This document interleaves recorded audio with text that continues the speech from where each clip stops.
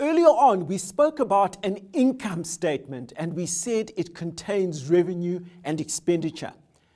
But we're now going to look at this thing called the cash flow statement. The cash flow statement. And my question to you is, what's the difference between the cash flow statement and the income statement? What does the cash flow statement tell us that the income statement doesn't? We've already established that our income statement tells us what we've generated in terms of revenue and what we've generated in expenditure for 1 year period. And that is done on the accrual basis of accounting. So why are we doing this thing called a cash flow?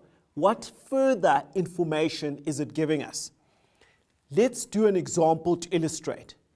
If I had to come to your company or to your business school to do a bit of training work, and at the end of the day, I gave you an invoice for $100, I would be able to go back to my office, and in the office, because we've invoiced, because we've done the work, we should be entitled to update our records to say we've generated revenue of $100. Make sense? You agree with that? Thank you. How much cash have I actually received after that 1 day's work? How much cash have I received? Nothing! Fresca! So even though I have generated revenue of $100, I've actually not received any cash.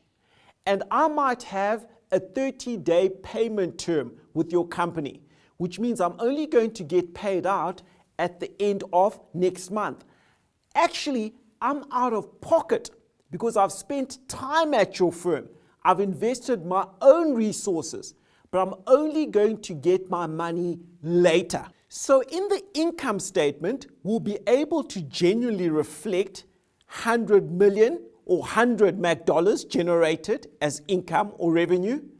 But in the cash flow statement, we will have received zero, absolutely nothing. And there's a mismatch between what the income statement is saying and what the cash flow is saying. So I'm going to unpack the cash flow to you in 4 categories. I'm going to talk about our cash flow from our operating activities, followed by our cash flow from investing activities, and then I'm going to talk about the cash flow from shareholder activities, and finally our cash flow from our financing activities.